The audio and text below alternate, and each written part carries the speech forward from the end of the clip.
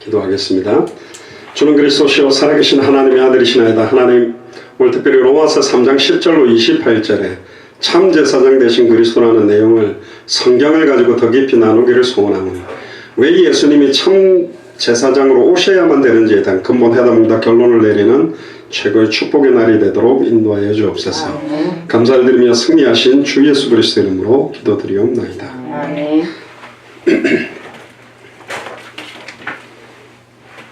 프린트물을 여러분들 받으셨을 거고 카톡방에 올려드렸습니다. 같이 보면서 나눌 거고요.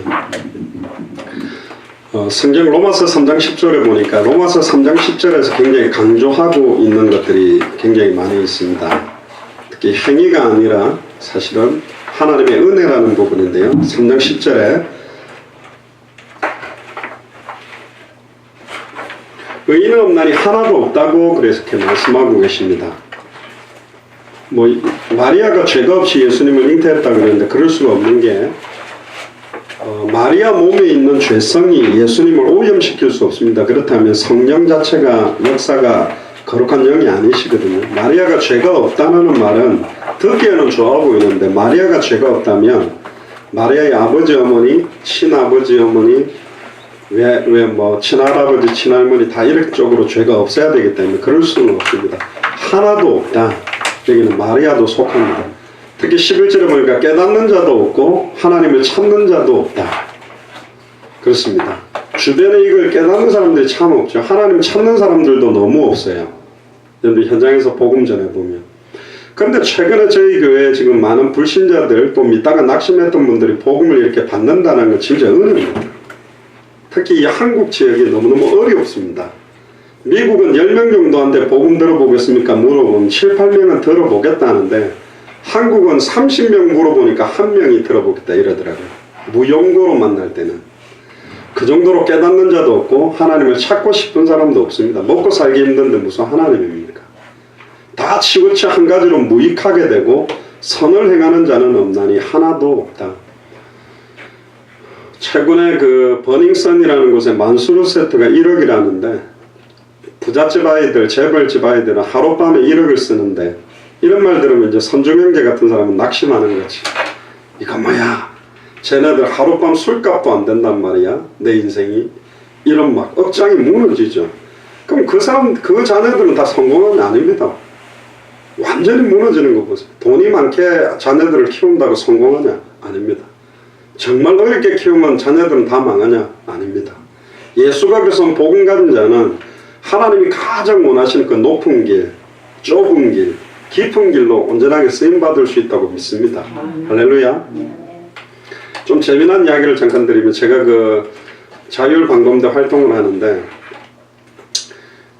어젠가 이 명학지구대라는 그 경찰서하고 이제 여러 이게 팀들이 모여서 이제 순찰을 하는 거예요. 그냥 뭐 가보니까 그 이제 경찰 들러리 쓰는 거예요. 사진 찍어서 이렇게 안양 시민단체들과 연합을 하고 이런 거더라고요. 마치고 나서 그 자율방범대 대장이랑 구대장이라는 분하고 식사하면서 대화를 했는데, 제가 짧게 이렇게 복음 비슷하게 이렇게 가문에 하려고 말을 썼는데, 이 대장이 마무리 열려가 이번 원래 때 목사님한테 시간 줄 테니까 5분만 전해보라는 거예요. 그래서 내가 일단, 근데 좋은데 저번에 그 회식할 때 건배 제의를 하라 해서 내가 하나님 이름으로 그랬더니 반발하는 사람이 몇 명 있었다. 괜히 원래 때 종교색을 내고 제가 목사인데 이렇게 하면 그 가장 아이 내가 책임진다면서 하라는 거예요. 그래 일단 한번 보겠습니다. 그렇게 했는데, 또 구대장이라는 사람은 원리 원칙주의자인데 되게 이렇게 FM대로 하는 사람인데, 이분도 굉장히 최근에 어떤 가정 어려움 때문에 힘드나 봐요. 그러니까 저한테도 요즘 이제 말을 많이 걸고, 또 전에 말했던 안양대학교 입구에 있는 그 도스마스라는 그 타코집, 그 다음에 떡건다리는 거기도 이제 이분들하고 한번 복음 나누기로 이야기를 했습니다. 그러니까 이제 시간들도 좀 되고, 점점 이제 조금. 근데 재미난 거는 그 자율방범대 대장 되는 분이 이마트 앞에 그 아디다스 그 신발 운동복 사는 그 사장인데, 그 월요일 쪽 한 2명이 나갔어요. 그 안에 되는 분이 이제 월요일 쪽 없으면 자기라도 같이 좀 돌겠다고 해가 저녁에 와서 만났는데 크리스찬이라는 거예요. 그래 뭐 여차하니까 다음에 한번 제가 복음을 말해드릴게요. 그러니까 대장님 그래 들어야 돼. 목사님 말 좀 들어봐. 그러니까 예 들어보겠습니다. 뭐 그러더라고요. 그러니까 지금 요래저래 지금 명학지구대장도 개인적으로 만나서 제가 특전사 제대했는데 폰에 뭐 여기 오게 됐다니까 이분도 뭐 되게 막 아이고 그래 너무 잘 오셨다면서 뭐 되게 개인적으로 뭐 그러더라고요. 명학지구대에 한번 라면 박스 들고 가서 경찰대 만문 좀 열고 이제 복음도 좀 전하는 시간이 되지 않겠나. 앞으로 이제 그런 문이 열릴 것 같습니다. 어쨌든 안양 지역에 여러 부분의 문이 열리고 있는데 선을 행하는 자도 없고 하나도 지금 없다고 말합니다. 지금 완전히 죄송합니다. 뭐 좌파다 우파다 뭐 전라도 되게 죄송합니다.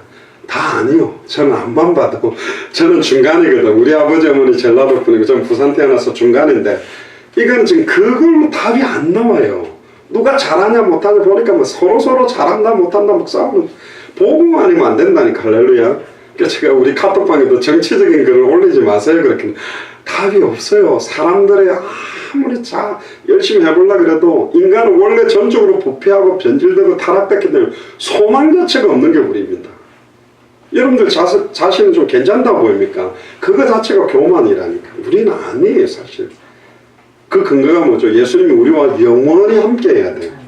한 일주일만 함께하고 이제는 네가 알아서 잘 살아 그러고 가면 될 수준이 아니라니까. 1년 정도만 함께했어도 이제 1년 너랑 살았으니까 이제 네 힘으로 할 수 있겠지 해봐? 아니네. 10년 정도 내가 같이 있어줄게 해봐도 안 되고 우리 영원히 안 된다는 말이에요. 그러니까 영원히 함께한다는 말이 좋은 말이면서도 우리는 아예 아니구나. 우리 힘으로는 절대로 이렇게 안 되는 존재구나. 그걸 인정하게 하는 겁니다. 옆 사람 얼굴도 한번 보세요. 말해주세요. 맞구나. 한마디로 역시 맞구나. 그래서 우리 기대와 소망을 오직 그리스도께 두는 겁니다. 아멘입니까? 그래서 저는 너무 좋아요.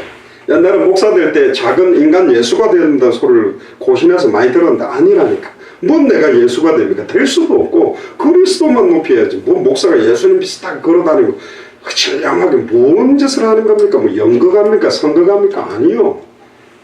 나 자신은 부인하고 아무든지 나를 따르거든 자기 자신을 부인하고 자기 십자가를 지고 나를 짜. 우리 십자가가 있잖아. 우리의 과거, 현실, 현재, 미래까지 아니거든. 그죠? 13절에 보세요. 제 목구멍은 열린 무덤이고 그 혀로는 소금을 버풀며 얼마나 사기 많이 치고 얼마나 거짓말 많이 하고 많이 당해 오셨죠?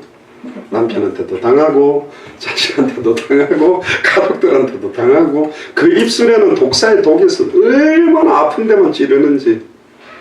저희 어머니도 아버지랑 싸울 때 극으로 밀리면 말하면 안 되는 소리를 딱 해요. 그러니까 딱 예민한 거 뭐 있잖아요. 당신 집안이 어쩌고 저쩌고 당신이 시집 올 때 어쩌고 저쩌고 당신이 장가 올 때 어쩌고 저쩌고 그거 딱 예민한 거 하나 딱 건드리면 폭발 나거든. 얼마나 콕콕콕 찌르는지. 제가 우리 어머니 아픈 데는 다 찔렀거든요. 제가 우리 어머니 그냥 잘못하는 거는 낱낱이 그냥. 설교 끝나고 난 다음에 내가 어머니 제가 주소까지 찾았다니까. 제가 왜 찾았냐. 어머니를 반박하려고 공부를 했다니까. 어머니 보세요. 주석이 이런 뜻 아닌데 설교 좀 이렇게 잘못하고 누구 자식 쪽팔리게 설교한다고 앞에 갔습니까 하고 막 어머니 콕콕 찌른 거예요. 제가 얼마나 그 독하게 찔렀겠습니까. 제 얼굴을 보세요. 얼마나 독했어요. 그러니까 우리 어머니가 성경책 딱 던지는 그럼 네가 설교하라 그러더라고요. 내가 어떻게 설교해. 중학생 중고등학생인데 얼마나 독한지 막 죽이는 거예요. 그러니까 죄송합니다. 이 혀로 사람들을 그냥 죽였다 놨다 토막살이는 몇 번 냈고 이미. 그럼 깨끗하냐? 아니요. 그 마음에 꽉 가지고 저 인간을 죽일까 말까 속으로 끙끙 앓은 것도 똑같은 거라니까. 입으로 내뱉은 거나 속으로 끙끙 앓은 거나 똑같은 거예요 그게. 그래도 내뱉은 사람들이 좀 편해. 확 뱉어놓으면 시원하거든. 끙끙 앓는 사람이 이게 암이 된다니까. 막 썩은 문드러지는 거예요. 그 입에는 저주와 악독이 가득하고 그 발은 피 흘리는데 빠른지라. 저는 이거 생각나면요. 꼬마 때는 이 본문 생각. 제가 어느 날 그 옛날에 그 똥파리 갤러그 막 게임이 있지. 요만한 박스에 앉아가 막 하잖아요. 너무 재밌는 거라. 이렇게 재밌는 게 있을까. 그래가 집에 가 우리 아버지 어머니 옷을 다 뒤졌어. 다 뒤지니까 이 동전이 나오더라. 그거 들고 막 달리는 거예요. 오락실로 막. 피 흘리는데 빠른지라 막 달니까 또 그 금방 또 몇 판 못하고 또 난리야. 그러면 이제 드디어 이제 가만히 있다가 어머님이 이제 돈을 꽉 해가지고 어디 이불장 딱 열면 간 밑에서 두 번째 쪽에서 쫙 넣으면 있거든.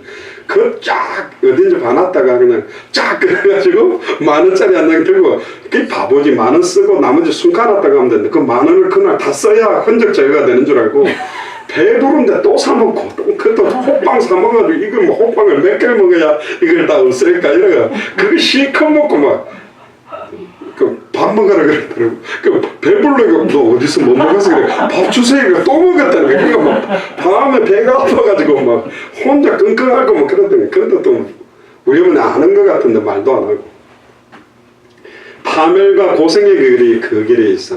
뭐 자기 딸은 뭐 사업도 벌려보고 일도 해보고 하는데 웬 걸려 벌리는 만큼 더 무너지네. 저 목사 된 게 은혜예요. 제가 아마 사업했으면 다 날렸을 것 같아. 왜냐 내가 동기들한테 돈 빌렸는데 돈 갚아주더라고. 그럼 갚아준다고 내가 밥 사줬어. 그럼 내 손해잖아. 내 돈 빌려주고 내 돈을 받는데 내가 왜 걔한테 밥을 사. 근데 사주고 싶어. 갚을 때 보니까 기쁘더라고. 그러니까 나는 계속 망해. 계속 걔네들은 안 사줘요. 바보 같아. 남들 더 사주면 사줘. 그러니까 내 같은 사람은 사업을 하면 안 돼. 사업하는 사람은 낱낱이 다 받아내더라고. 야 이렇게까지 받으면 되나? 근데도 딱 얼굴 철판 깔고 다 받아가. 그래야 돈 버는 겁니다. 목사 되길 잘한 거예요. 할렐루야. 제가 했으면 우리 지금 제 아내랑 애들 생고생과 생거지 돼서 살았어야 되는데 도망 다니면서 평강의 길을 알지 못했다. 참된 평안의 길을 찾지 못한 겁니다. 저희 눈앞에 하나님을 두려워함도 없고 얼마나 이게요 그냥 딱 다 드러날 때까지.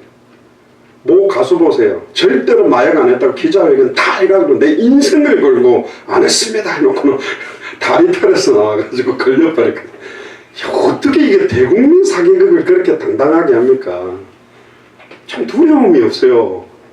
참 그렇게 얄팍한 그 염색하고 뭐 눈썹까지 밀어버리고 이래가지고 탈색 많이 하면 그게 또 검출이 안 된다네요. 심지어 피 속에서도 나올까봐 링거를 계속 맞아버리고 이게 그 마약 성분이 없어지게 맞아가지고 그래 이제 다 됐겠지는데 다리 털 때문에 그놈의 제가 볼 때는 처음에 다 왁싱을 했을 거야.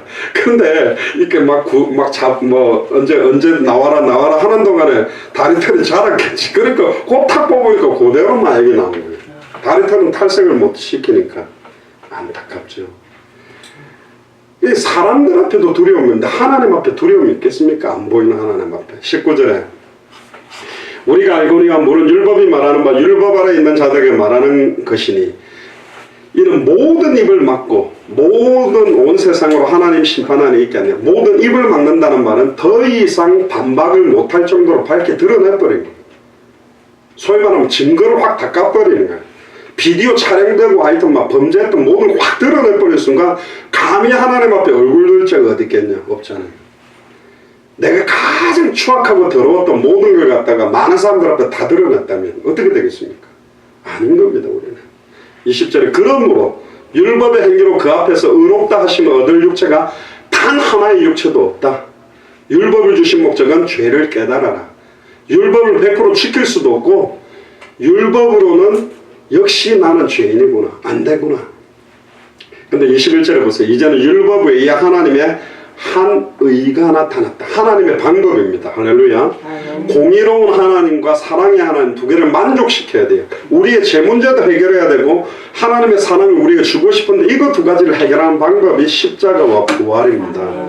율법과 선지자들에게 받은 증거라. 곧 예수를 그리스도로 믿음으로 예수 그리스도를 믿음으로가 바로 예수님을 나의 그리스도로 믿음으로 말미암아 모든 믿는 자에게 미치는 하나님의 의다. 이건 차별이 없다. 할렐루야. 우리의 의를 가지고 감히 구원받을 수 있냐? 불가능한 거예요. 그래서 참 제사장 되시는 그리스도가 필요한 거고 23절에 모든 사람이 죄를 범하였으며 하나님의 영광에 이르지 못하더니 그리스도 예수 안에 있는 구속으로 말미암아. 이 구속이란 말이 참 멋있습니다.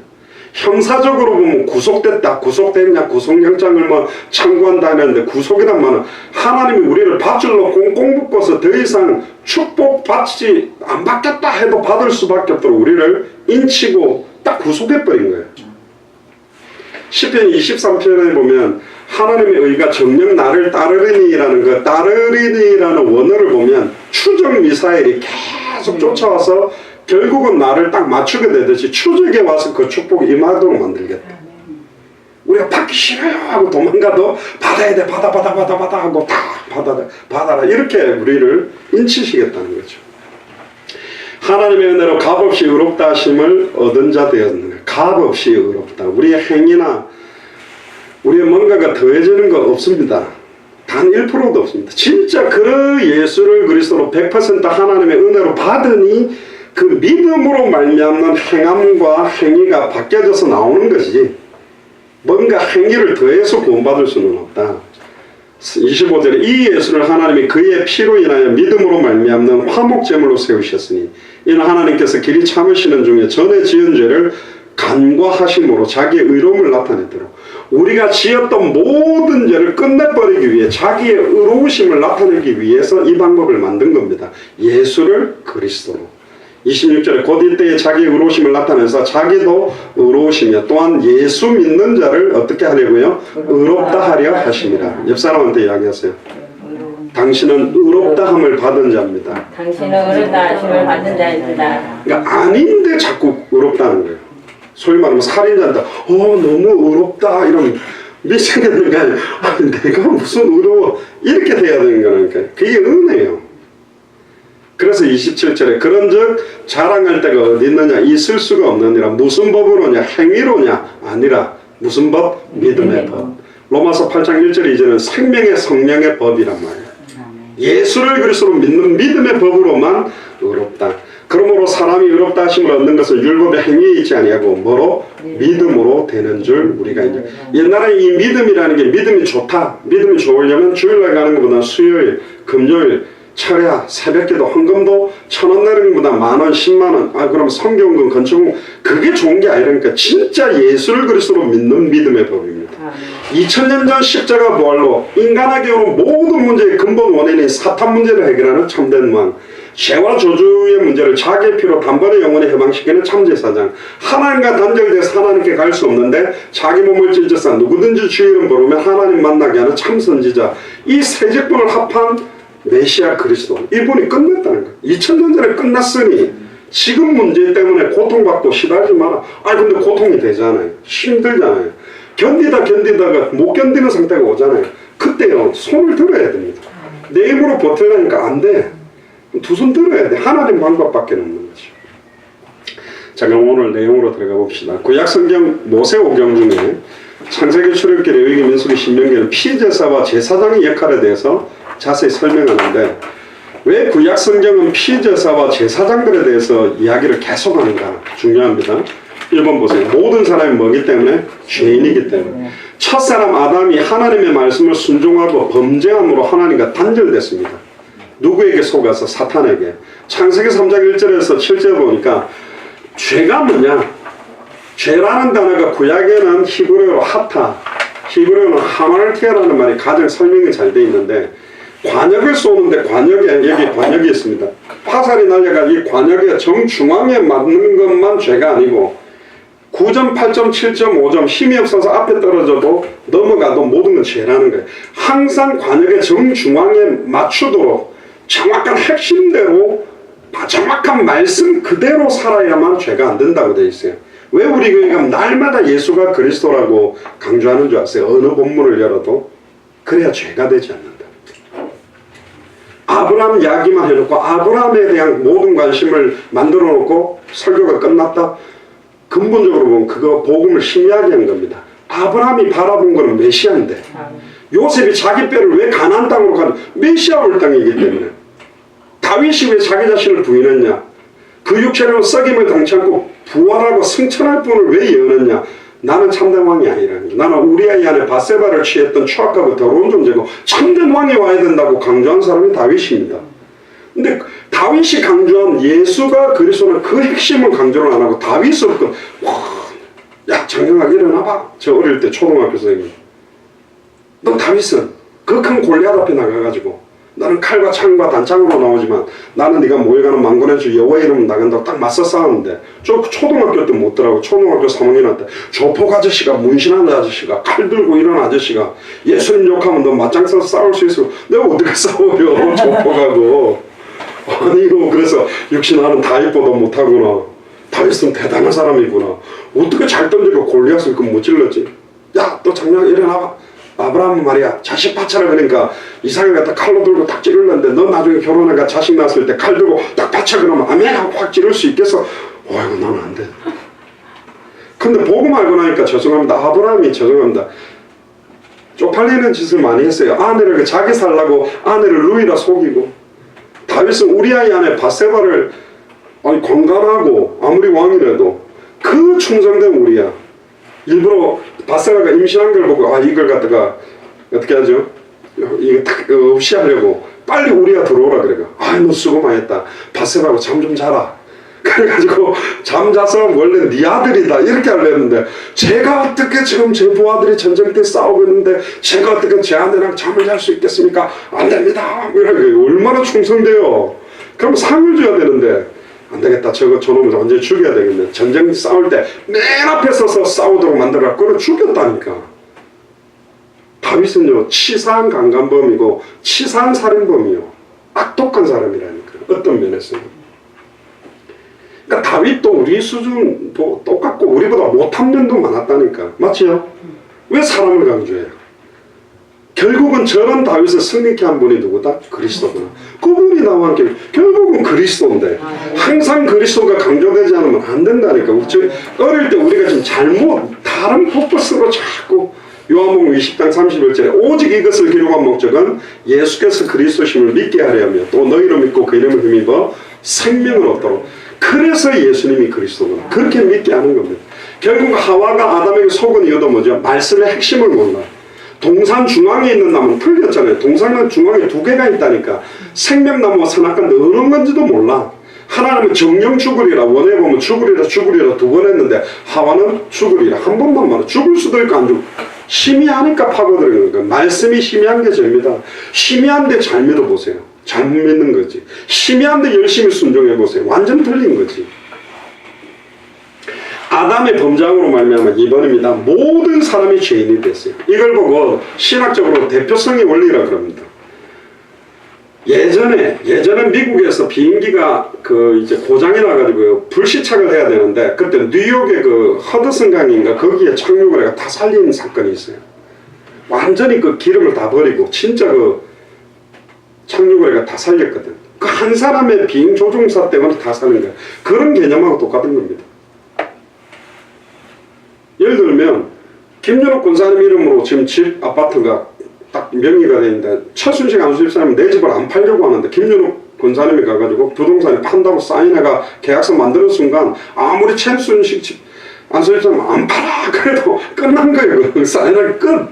팔려버렸어.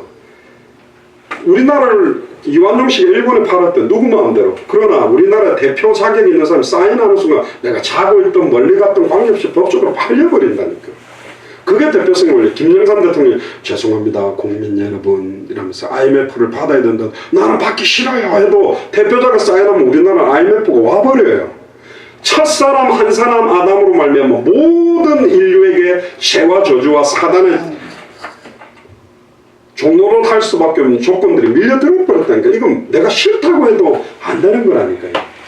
한 사람의 범죄로 말미암아 모든 사람이 죄인이 됐고 사망이 왕노릇하게 됐다. 로마서 5장 11절에 보니까 한 사람으로 말미암아 죄가 세상에 왔고 죄로 말미암아 사망이 왔나니 이와 같이 모든 사람이 죄를 지었으므로 한 사람이 죄를 지었는데 모든 사람이 죄를 지었대. 어떤 사람은 왜 아담이 따먹은 거를 내한테 그럽니까? 그럼 아담 아마 와가 기사대가 한데도 내가 네 할아버지다.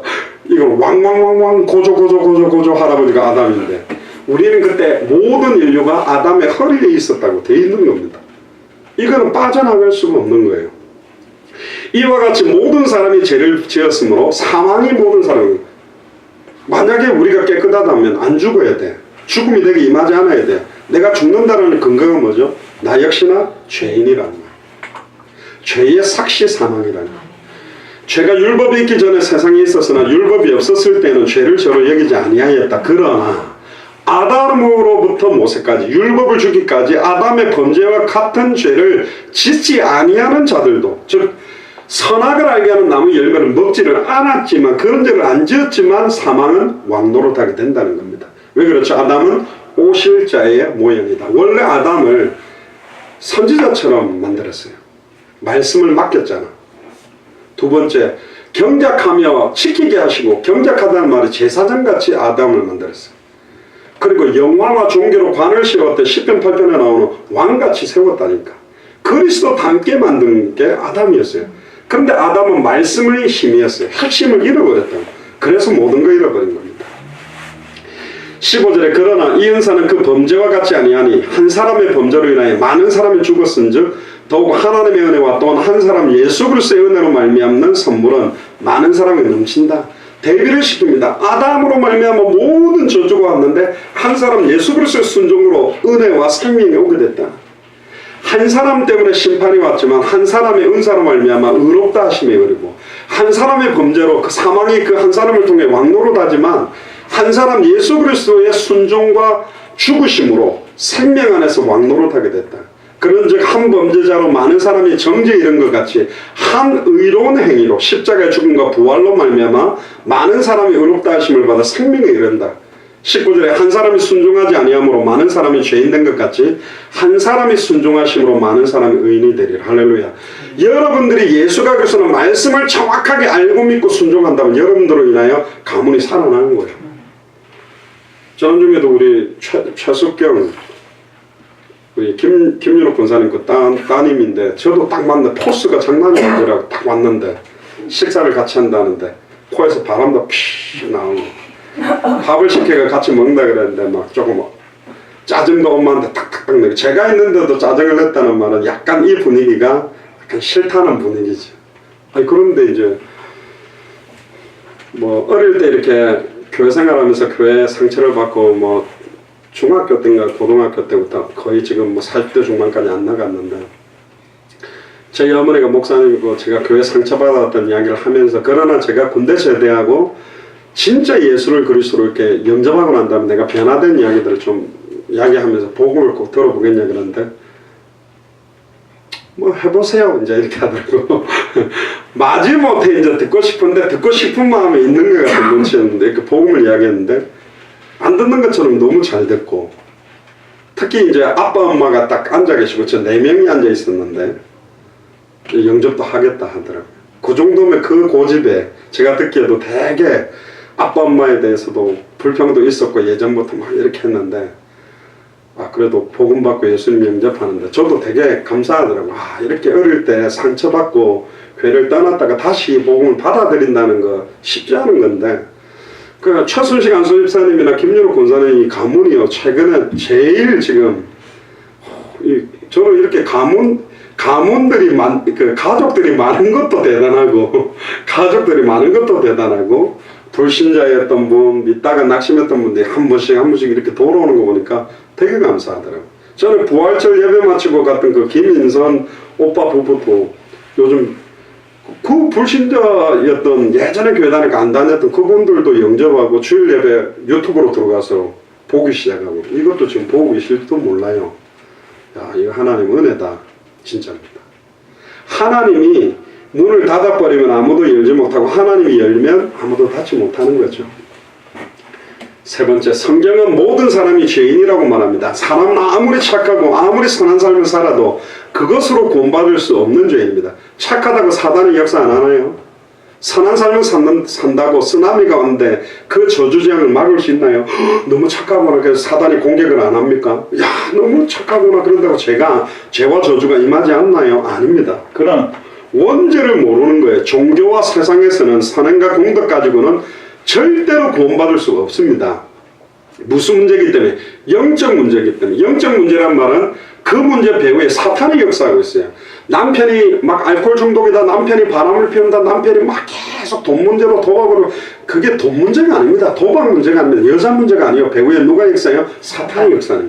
죄와 저주가 덮은 거라니까. 하나님과 단절됐기 때문에 그런 거예요. 지금 보세요. 젊은 애들 지금 일어나는 사건들, 그 카톡방에서 아이들 막 이렇게 해가지고 뭐 여자들한테 뭐 타가 매겨가지고 막 그룹으로 성폭행을 하고 진짜 이 말도 안 되잖아요. 완전히 지금 사탄이 장악해버린 겁니다. 원죄는 아담의 타락 이후에 모든 사람이 하나님과 단절된 상태로 태어나는 겁니다.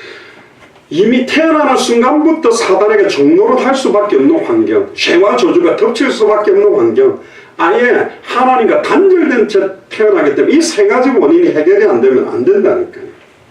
이미 우리 얼굴 생김새나 모양이 어머니 뱃속에서 있을 때 조성될 때부터 우리의 기질과 체질과 생김새가 다 부모의 영적, 정신적, 육신적 영향력이 아예 전달되어 있다니까. 맞잖아요. 애를 야를 이어놓고 막 엄마가 웃으면 애도 편안합니다. 근데 막 싸우면, 임신애가 싸우면 어떻게 됩니까? 몸 약한 사람들이 막 대판 싸우면 유산시킬 수도 있잖아요. 근데 임신해가지고 막 담배를 계속 핀다. 그럼 애가 태어나서 응애가 아니라 오빠가 안 좋아지게 돼 있는 거죠. 저 캐나다 밴쿠버에서는 그 자매 한 명 고친 권사님인데 이제 혼자 와가지고 이 술 담배를 다 하는 거예요. 근데 담배를 그렇게 골초로 많이 폈거든. 그리고 자기는 콜라 같은 것도 너무 좋아해가 많이 먹었대. 혹시 애가 좀 이상하지 않을까? 그냥 몸이 좀 깨끗하게 건강하게 해갖고 임신했으면 했는데 한창 술 담배하고 막 콜라도 많이 먹고 했는데 그 임신을 했다 하더라고. 그리고 태어났거든요. 확실히 콜라를 많이 먹으니까 애가 새까맣더라고. 동양인데 나 흑인인 줄 알았어. 애가 까맣더라고 처음에 때는. 내가 뭐 이상하다 이게 아닌데 남편도 한국 사람인데 왜 이렇게 까맣지. 그런 나중에 이제 색깔이 약간 노랗게 바뀌었는데 확실히 안 좋아요. 이게 영향이 간다니까 100%. 축복과 생명의 근원인 하나님으로부터 단절되니까 본인이 열심히 노력해야만 먹고 사는데 되나요 그게? 너로 말미암아 땅이 저주받고 내가 네게 먹지 말라 나무 열매를 먹었기 때문에 네 평생 수고해야 되고 심지어 하나님의 아들 형상이 너는 흙이니 흙으로 돌아가라. 너로 말미암아 땅이 저주받았다. 우리 때문에 우리의 땅이 저주받는다. 그러니까 우리가 복음을 모르면 안양이 저주받아버리고 우리가 복음 모르면 거꾸로 말하면 우리가 복음을 알게 되면 이 땅이 축복받아요. 그게 고센 땅. 언약을 가진 이스라엘 백성이 있는 곳에 재앙이 안 내렸잖아요. 그게 하나님 계획입니다. 할렐루야. 여러분들 한 분 때문에 여러분들 가문이 지금 사는 거예요. 사탄은 하나님과 함께 해야만 살 수 있는 인간을 물질과 돈과 명예가 있으면 살 수 있다. 육신적인 것만 있으면 행복할 수 있다. 이렇게 세상 통속을 쫓아가게 만듭니다. 세상 통속이 뭡니까? 세상 기준이요. 여자들은 이뻐야 돼. 그럼 세상 기준입니다. 이뻐도 되고 안 예뻐도 괜찮아요. 무조건 공부 잘해야 돼. 무조건 아닙니다. 그게 세상 기준입니다. 그러니까 아예 그쪽으로 가는 겁니다. 세상을 살려면 이래야 돼, 저래야 돼, 이래야 돼, 요래야 돼. 막 그게 도리어 사람들을 갖다가 더 고통 속으로 몰아가 버리는 거거든. 우리는 안 그랬습니까? 전에 우리도 그 가운데 행하여 우리의 육체의 욕심을 따라 지내며 육체와 마음에 원하는 것을 하여 다른 이들과 같이 본질상 어떤 자녀? 진노의 자녀. 평안이 있었나요? 아니잖아요. 돈 좀 벌어본 분 압니다. 돈이 참된 평안함을 주지 않는다는 걸 벌써 알고 있잖아요. 결국은 육신적으로 먹고 사는데매요. 일평생 마귀의 종노릇하고 삽니다. 마귀의 종노릇 나는 안 했는데 돈 때문에 열심히 그것만을 위해 살았다면 남편만을 위해 살았다면 아내만을 위해 살았다면 종노릇인 거라니까 그게. 따라서 하나님과 단절된 상태에서 열심히 공부하고 일하는 것도 깊이 보면 우상숭배입니다. 하나님의 소원과 계획과 관계없이 내가 성실하고 열심히 돈 벌어서 잘 먹고 잘 살아야지 그거 자체가 죄라니까요. 나의 주인이 하나님인데 나를 향한 하나님 계획과는 관계없이 나를 향한 하나님의 뜻과는 관계없이 내 소원과 내 계획대로 살 거야. 그럼 계획 다 세우고 그대로 살고 있다. 그거 불신자잖아. 하나님 대적하는 사람 아닙니까? 하나님께서는 우리가 알지 못하는 정말로 크고 은밀한 계획을 갖고 있고 더 좋은 계획을 가지고 있는데 그걸 지금 찾지 않는 거예요. 그러니까 돈 있고 성공만 한다면 살 수 있다고 생각하는 것 자체가 하나님보다 더 사랑하는 것이 우상 숭배라 했기 때문에. 그래서 창세기 2장 17절에 죄인은 반드시 죽어야만 합니다. 정령 죽으리라. 그래서 로마서 6장 23절에 죄의 삭은 사망이요. 죄의 값으로 다 죽는 것입니다. 죄가 없다면 안 죽어야 돼. 그건 다 죽는다는 것은 전부 죄인이라는 반증입니다. 육신의 죽음 이후에 하나님의 심판과 형벌로 인한 영원한 죽음까지 와요. 그게 한 번 죽는 건 하나님에게 정해진데 그 다음에 심판. 영원한 죽음은 죽지 않는 죽음입니다. 고통만 따르는 거예요. 지옥에서 너무 아프면 죽어버리면 되지. 아니, 지옥에는 안 죽는다니까. 육체의 죽음, 영의 죽음, 영원한 죽음. 계시록 14장 9절 11절에 보니까 만일 누구든지 짐승과 그의 우상에 경배하고 이마에나 손에 표를 받으면 하나님의 진노가 임하게 되고, 짐승과 그 우상에 경배하고 그의 이름표를 받는 자는 누구든지 밤낮 쉼을 얻지 못하리라. 고통이. 그래서 모든 사람이 이 죄 문제를 해결해야만 하는 죄인입니다.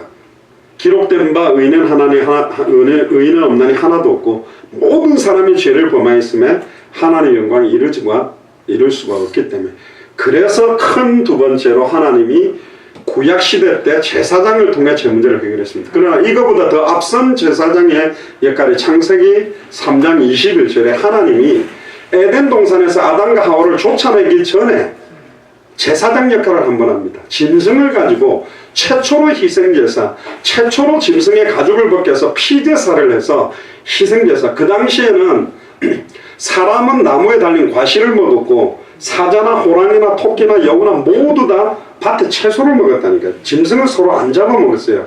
그러니까 천국에서는 에덴 동산에서는 죽음이 없었다니까. 그런데 범죄함으로 약육 강식도 시작된 겁니다. 사실은. 그래서 최초의 죽음을 하나님이 직접 아담과 하와가 그날에 죽어야 되는데 안 죽이고 아담과 하와를 위하여 짐승 한 마리 가죽을 벗겨 옷을 입혀주셨다. 그게 그리스도로 옷 입고 빛의 갑옷을 입고 전신갑주를 입고 하나님의 성령 충만함과 기름 부음을 받게 되는 예표를 보여주고 쫓아냅니다. 그게 최초의 제사예요. 그러니까 하나님이 직접 우리의 뭐였다? 제사장이었다. 지난주에 참 왕 이야기했잖아요. 왕을 구하는 거는 지금 하나님보다 눈에 보이는 왕을 우리가 섬기게 되면 우리가 더 복받을 것이라 생각했는데 그거는 죄를 하나 더 짓는 거죠. 그러면 이 참제사장이 또 누구예요? 하나님입니다. 여호와 하나님이 우리의 참제사장이라니까.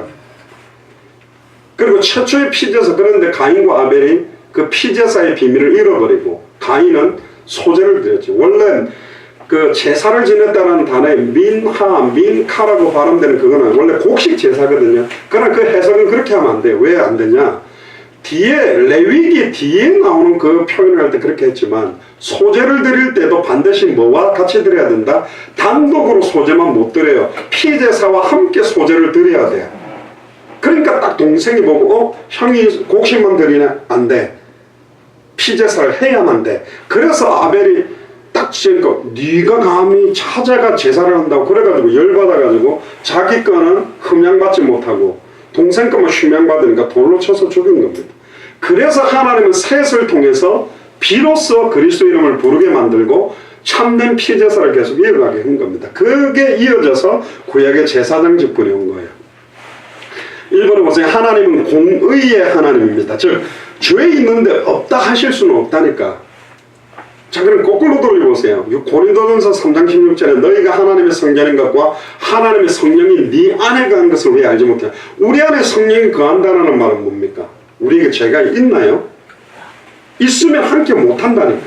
근데 우리가 죄가 없나요? 오늘도 죄 실컷 짓고 오늘도 대판 싸우고 욕하고 난리치고 이상한 짓 했는데 이상하죠? 이게 뭔가 안 맞잖아요. 십자가가 우리를 그렇게 구속을 해버린 거예요. 아니 그럼 잘 됐네 이제 계속 아니라니까. 그런 사람은 구원받는 사람이 아니라니까. 그러니까 죄가 더한 곳에 하나님의 은혜가 더해진다.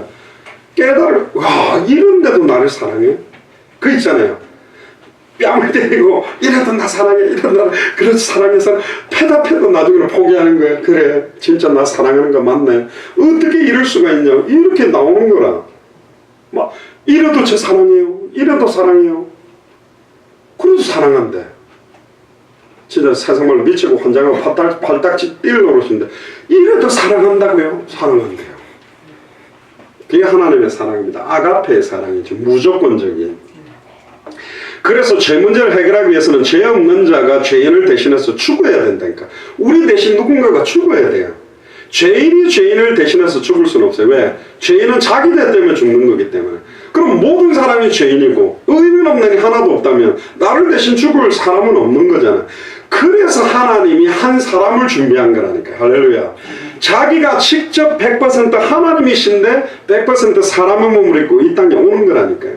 죄를 대속해 죽을 수 있는 사람이 한 명이 없는 게 딜레마니까, 그래서 구약시대 때는 이 메시아가 오기 전까지는 율법을 통해 흠없는 짐승의 피 흘림으로 일시적으로 죄를 용서하고 반복적으로 계속 하도록 만들었다니까.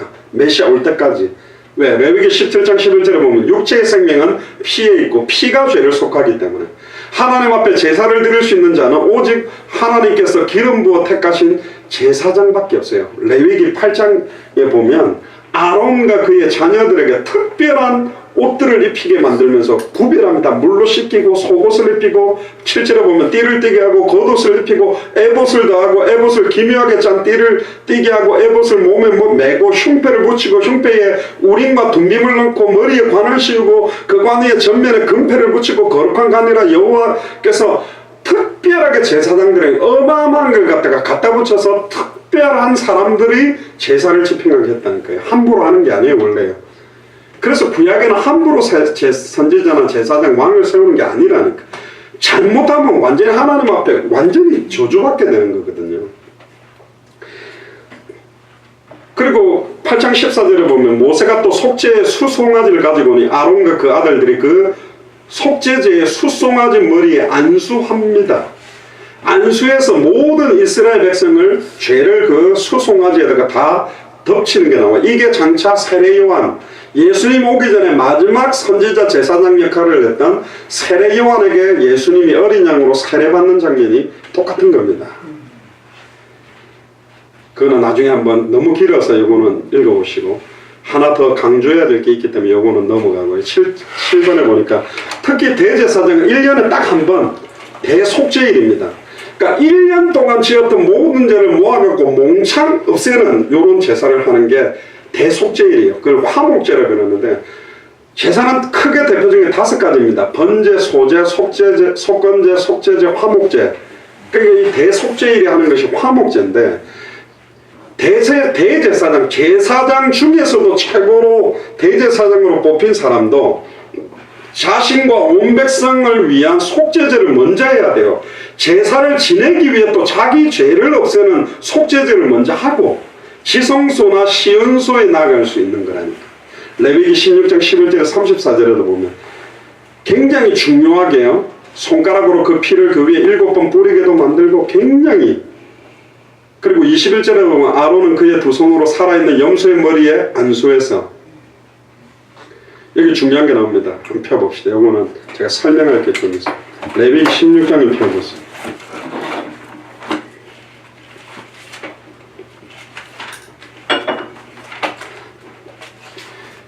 (11절에) 34절에 보면 이걸 알면 예수님이 왜 모든 발걸음을 그렇게 했는지를 알 수 있는데, 11절부터 보면 아론은 자기를 위한 속죄제의 수송아지를 드리되 자기와 자기 집안을 위하여, 그는 레위 지파죠. 아론의 제사장 지파죠.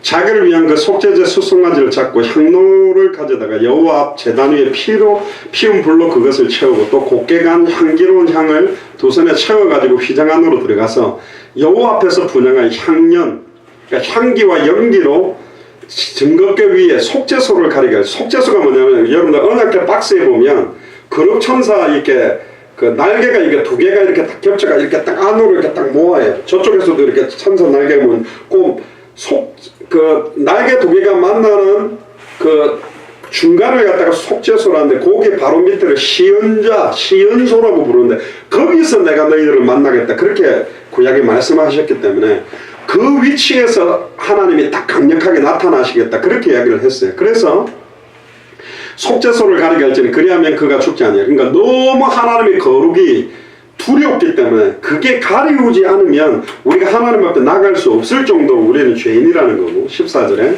그는 또 수송아지 피를 가져다가 손가락으로 속죄소 동쪽에 뿌리고 또 손가락으로 그 피를 속죄소 앞에 7번 뿌릴 것이며, 여기서요 제사장이 6번 뿌려도 죽습니다. 제사를 받지 않습니다. 이때는 각을 어떻게 뜨라, 피를 어디에 뿌려라, 어디에 묶어라, 어떻게 해라, 그대로 하나만 말한다니까요. 저는 구약이 안 태어나길 잘한 거예요. 할렐루야. 저는 머리가 나빠가지고 이거다가 우리가 현금 입출금 그거 번호 잘못 누르기도 하는데, 이거 7번인데 6번 털어놓고는 딱 가면 이제 죽는 거라니까. 얼마나 짐승을 갖다 각을 뜨고 이런 게. 대제사장이 입고 있는 세마포 옷이 하얀데 항상 그 세마포옷은 무슨 색이 돼요? 붉은색이 되는 거예요. 왜? 이스라엘 백성들의 죄가 극심하면 극심할수록 세마포옷은 하얀색이 빨간색으로 피로 물들게 돼 있어요. 그래서 육체의 생명은 피에 있고 피가 죄를 속한다. 물로 정결케 하지 못하는 것은 불로 정결케 하고 불로 정결케 하지 못하는 것은 피로 정결케 하나니 그렇게 돼 있어요. 피가 어떻게 정결케 하죠? 그 피가 장차 예수 그리스도의 보혈을 상징하기 위해서 계속 피 이야기를 하는 겁니다. 자, 그리고 17절에 보니까 그가 지성소에 속죄하러 들어가서 자기와, 그러니까 성소와 지성소의 중간을 맡고 있는 게 우리 그 유명한 휘장입니다. 성소까지는 제사장들이 들어와, 여러 명들이. 그러나 지성소, 언약궤만 딱 두고 있는 그 안쪽은 대제사장이 1년에 딱 한 번밖에 못 들어가요. 그리고 저번에 이야기했죠. 웃기잖아. 광야를 40년 도는데 구름기둥과 불기둥이 멈췄을 때 텐트를 치고 언약궤를 놓고 거기다가 텐트를 치는 순간 아무도 못 들어간다니까. 뭐 하나 하고 들어가면 바로 다 죽어요.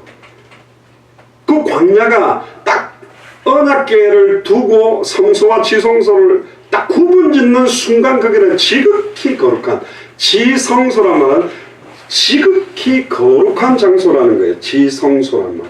성소는 거룩한 장소, 지성소는 지극히 거룩하다는 거예요. 그 광야도 딱 텐트를 치는 순간 지극히 거룩하죠. 여러분들의 회사가, 여러분들의 집이 시간과 장소를 정해놓고 예배하고 기도하고 말씀 펴는 순간 지극히 거룩한 하나님의 은혜가 임할 수 있는 곳이 됩니다. 할렐루야. 굉장한 의미가 들어있고, 그 다음에요.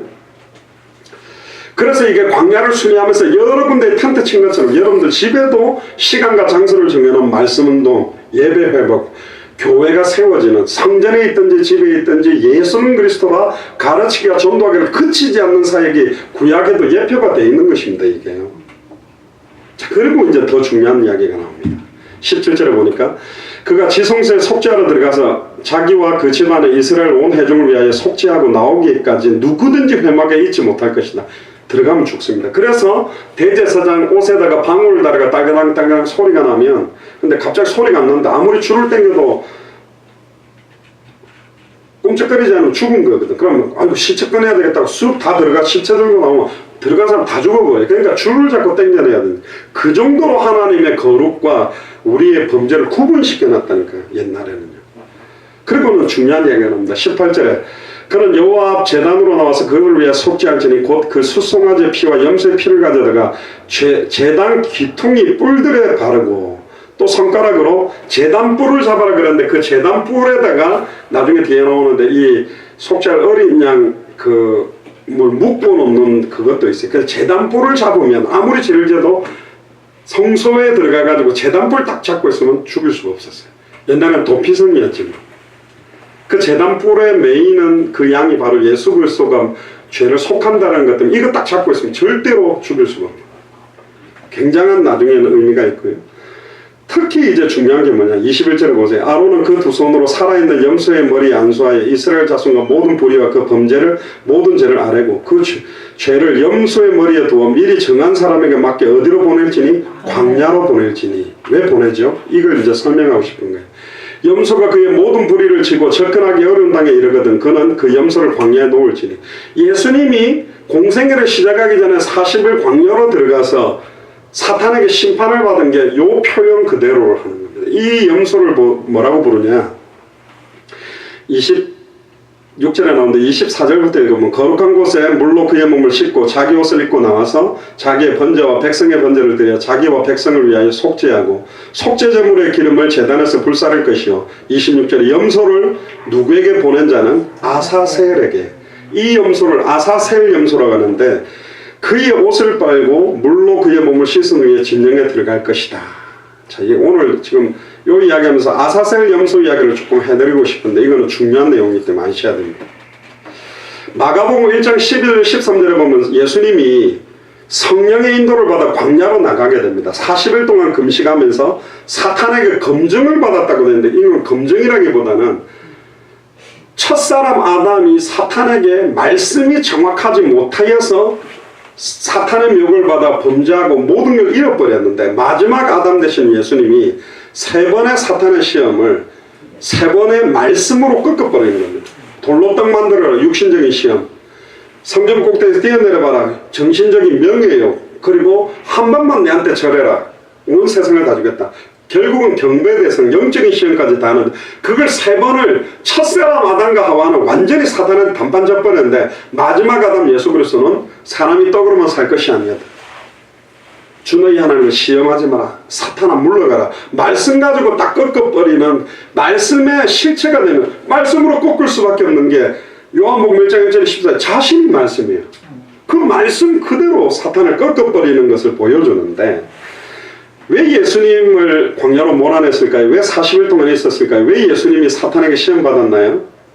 여기에 중요한 게 레위기 16장 7절 10절에 보면 대속죄일 때 2염소를 가지고 회막문 앞에 하나님 앞에 두고요. 제비를 뽑습니다. 염소 2마리를 가지고 제비를 뽑는데 하나는 하나님에게 하나는 아사셀을 위하여. 그러면 아론은 하나님을 위하여 제비 뽑은 염소는 속죄제로 드리고 아사셀을 위하여 제분 염소는 산채로 요 앞에 두었다가 그것을 아사셀을 위해 광야로 보내요. 그러니까 2마리 염소를 가지고 행사를 합니다. 하나는 하나님의 속죄제를 위해 하나는 광야로. 자, 그러면 이게 뭐냐? 또 재미난 건 하나님의 것이라고 제비 뽑힌 염소는 목에다가 빨간 천을 딱 걸어 놓습니다. 하나님의 것이라는 표현으로. 두 번째로 아사셀로 광야로 대속죄일에 딱 보낼 염소에는 뿔에다가 빨간 천을 딱 걸어 놓습니다. 그러니까 2마리가 이제 어떤 거는 하나님의 것인지 어떤 거는 아사셀의 것인지 딱 구분할 수 있는 거죠. 근데 첫째 염소, 제사장은 하나님을 위하여 구별한 염소는 각을 떠가지고 그 육체는 영문 밖에서 불사르고요. 그 피는 지성소로 갖고 들어가서 언약궤 위에다 뿌립니다. 그러면 하나님의 영광이 확 나타나요. 그 말은 죄가 속죄됐다. 너희들의 죄가 1년 동안 지은 게 없어졌다라는 걸 상징하는 걸로 그 피를 보는 거고, 두 번째 염소는 아사셀 염소, 아사셀에게 주는 염소는 광야로 내보냅니다. 그래서 굶어 죽이거나 들짐승에게 찢겨 죽게 만들어요. 예수님이 40일 동안 금식한 이유도. 그런데 재미난 거는 그때 들짐승에게 물려서 죽든지 40일 동안 굶어서 죽든지 뿔에다가 걸어오는 그 빨간 천이 하얗게 변한대요. 실제로 그때 당시에. 그 말은 이스라엘을 향한 사탄의 참소가 더 이상 합법적이지 않다라는 표시로 정결하게 됐다라는 표시로 그 빨간 리본이 하얗게 변했다고 합니다. 자, 그럼 아사셀이 누구냐? 아사셀이라는 그 히브리어 원어의 뜻은 쫓겨난 귀신, 추방당한 악령이라는 뜻입니다. 히브리어에 아잘젤이라는 융화어 되어 있는 것을 갖다가 이제 아사셀이라고 발음을 하게 되는데 결국 우두머리 사탄을 나타내는 이름이라고 보면 됩니다. 모세 이전의 사람들은 타락한 영적 존재의 우두머리 사탄이라고 했고 유대인들은 이 사탄을 일컬기 위해 책에도 이걸 많이 써냈는데 그렇다면 염소를 왜 보내는가? 이거는 그러면 뭐 죗값으로 사탄에게 아나 이건 네 먹으라 하고 뭐 뼈다구 하나 던져주듯이 뭐 사탄에게 그러면 염소를 바치는 거냐? 아닙니다. 사탄에게 염소를 바치는 것 절대 아닙니다. 사탄을 예배하는 것도 아닙니다. 오히려 그 반대입니다. 참소자 사탄 앞에 네가 참소하는, 예를 들면 선중형제다. 선중형제 저 진짜 뭐 이런제 엄청 많은데 저 완전 죽여야 되는 존재인데 막 사탄이 참소하잖아요. 근데 선중형제가 받아야 될 저주재앙을 이 염소가 친히 다 담당해서 정령 죽은 증거를 확정시키고 보이는 거예요.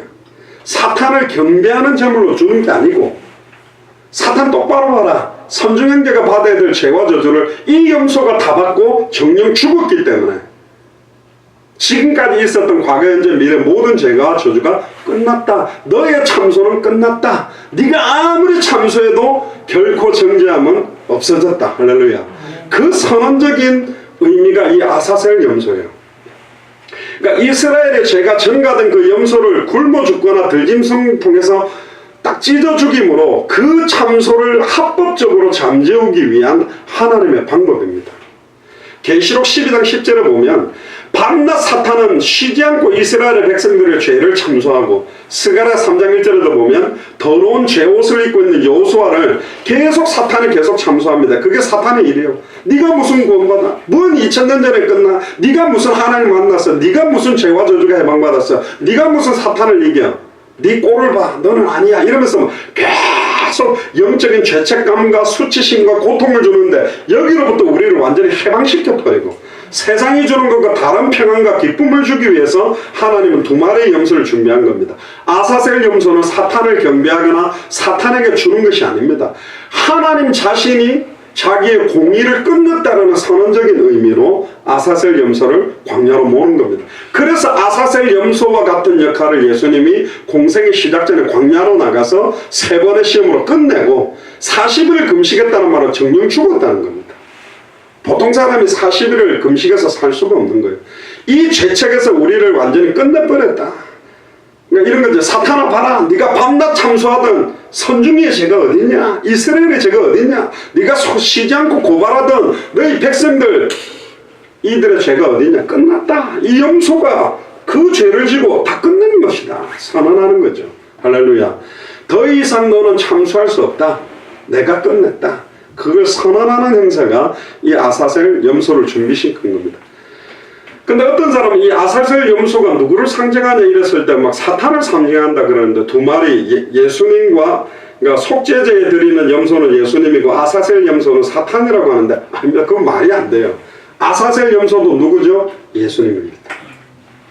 하나님을 위하여 구별돼서 속죄소에서 뿌리는 첫째 염소는 십자가의 보혈을 흘리서 하나님의 진노를 끝내는 예수 그리스도를 상징하고 아사셀을 위하여 구별되어 광야에서 굶어 죽거나 찢겨 죽는 둘째 염소는 십자가에 찢기사 사탄의 참소를 잠재운 예수가 바로 그리스도라는 걸 상징하는 표현입니다. 그러니까 인간의 죄를 전가받은 두 마리의 염소는 전부 다 우리의 죄를 담당하신 예수 그리스도를 예표하는 겁니다. 생각해 보세요. 누가 인간의 죄를 질 수 있어요? 사탄이? 사탄 스스로가 진다? 그럼 하나님이 그 염소를 사탄에게 바친다? 말도 안 되는 이야기입니다.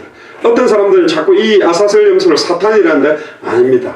가장 정확한 것은 이 아사셀 염소도 예수 그리스도 자신의 사역을 나타내기 위한 겁니다. 그래서 사탄은 더 이상 우리를 정죄할 수가 없어요. 예수 그리스도 안에 있는 자는 결코 정죄함이 없나니 할렐루야. 생명의 성령의 법이 죄와 사망의 법에서 우리를 영원히 해방시키기 위해 참 대제사장 되신 예수 그리스도가 이 사역들을 완성시키는 게 십자가의 죽음과 부활입니다. 그러니까 이중적 대속의 의미가 있는 게 이 아사셀 염소와 속죄소로 들어가는 염소 두 마리가 있는 거죠. 참고로요, 유대 문헌을 보면 바리새 보수학파의 샴마이라는 사람하고 바리새 개혁파의 요하난 벤 자타이라는 사람이 있는데 이 사람이 어떤 이야기를 하냐면 예루살렘 성전이 무너지기 40년 전, 즉 예수님이 십자가에 달려 죽은 그 해부터 두 마리 염소를 뽑을 때 하나님의 것이라는 패가 대제사장의 오른손에 들려진 적이 그 이후로 없어졌다. 그리고 아사셀 염소의 뿔에 묶어놓은 빨간색 띠가 흰색으로 더 이상 바뀌지 않았다. 그러니까 묶어가 보내도 그냥 빨간색으로 남아있다. 왜? 이제 더 이상 아사셀 염소가 필요 없는 거예요. 왜? 십자가에서 예수님이 끝냈기 때문에. 더 이상 그런 예표도 유대인들에게 주지 않는 거예요. 근데 몰라. 왜 안 바뀌는지. 왜 안 바뀌어요, 요즘은? 왜 안 바뀌어? 지금까지 안 바뀌고 있습니다. 왜 그렇죠? 예수님이 주홍같이 붉은 죄를 눈과 같이 희게 끝냈기 때문에. 할렐루야. 히브리서 7장 27절에도 보면 예수님께서 단번에 자기를 들여서 이루셨기 때문에 그 안에만 모든 죄가 있다. 그 안에 모든 죄와 저주가 해방됐다는 거죠.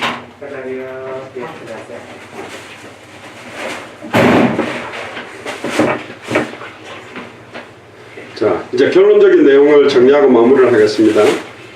이제 갑자기 통닭이 들어와가지고 제가 깜짝 놀랐습니다. 염소가 안 들어오고 통닭이 들어왔네요. 자,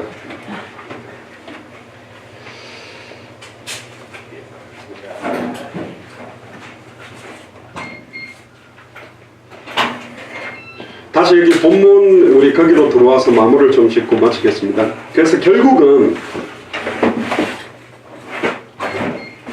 아까 특히 대제사장 1년에 한 번 이야기를 하면서 이야기를 드렸습니다. 하지만 구약의 제사장들은 불완전해요.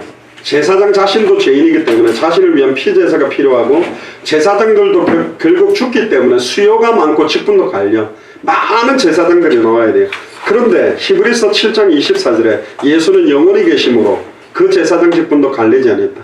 예수님 죽었다가 부활해서 지금까지 육체를 갖고 살아있기 때문에 더 이상 아무리 유대인들이 대제사장을 세워도 그들은 대제사장이 아니에요. 예수님만 대제사장으로 그 직분은 더 이상 이어지지 않습니다. 제사장 중에도 타락한 자들이 너무 많이 일어나고 있어요. 말라기 1장 1절에 14절에 보니까 6절에 내 이름을 멸시하는